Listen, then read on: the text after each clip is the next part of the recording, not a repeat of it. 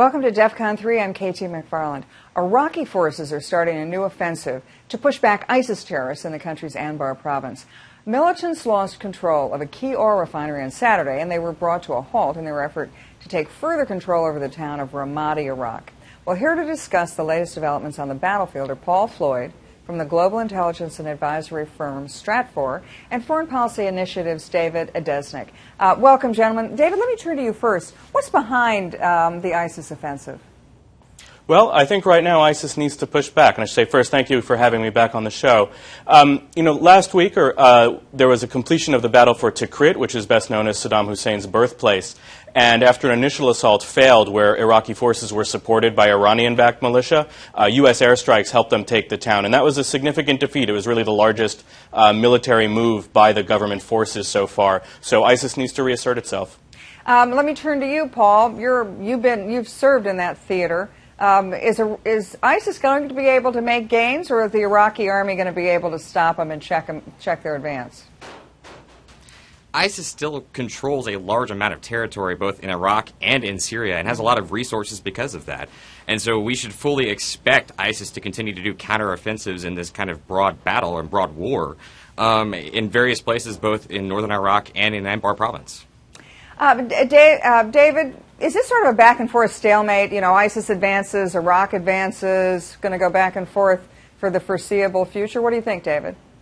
It could be. A big factor is going to be how much the United States invests itself. What we already know is that Iran has been heavily invested, that it directly funds, supports, and sometimes even operates the militia that are a key part of the fighting force. For example, in the first assault on Tikrit, 2/3 of the people who took part in that were in Iranian-backed militias. Only a third were actual Iraqi troops. And the question for the United States is, are we going to come in with more than occasional airstrikes? We've waged a relatively lackluster campaign. I think the White House has been hesitant to commit, hesitant to admit that its previous approach to Iraq was a failure and it needs to step things up. So a lot of this is going to be answered in the White House. You know, let me turn to you, Paul. David's got a really interesting point, that Iran has been the main supporter of the Iraqi military, and with a little bit of assistance from the United States. Does Iran continue to have a major role in this fight with Iraq against ISIS, Paul?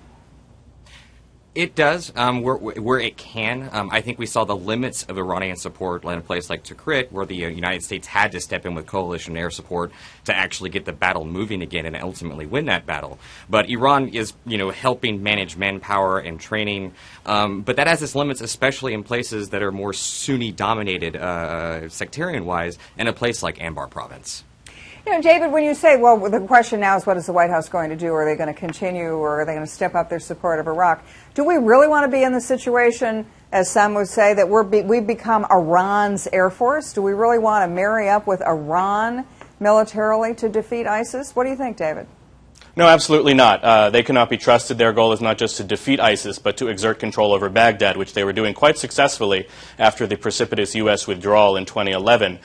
We have to take the tougher objective of trying to rebuild an Iraqi force that can secure the country without being subordinate to Iran. And that's not undoable. It's tough, but not undoable. That's part of what Tikrit showed, that after the initial assault failed, supported mainly by Iranian militia, what happened is then the Iraqi forces went back in, and it was clear that the Iranian-backed forces had to stay on the side, and then with U.S. air support, the goal was achieved. So this can be done. It just requires more support than we're giving now. You know, Paul, you're a veteran, and as we all watched over the weekend that General Dempsey, Chairman of the Joint Chiefs of Staff, in talking about the strategic value of the fighting that's now happening in Iraq, he said Ramadi doesn't matter. He meant it in a strategic sense, but that has caused a firestorm, especially of veterans and families of veterans. Debbie Lee, a friend of mine, whose son was the first Navy SEAL to die in Iraq, and he died in the Battle of Ramadi, and she came out and said, General Dempsey, how can you say this,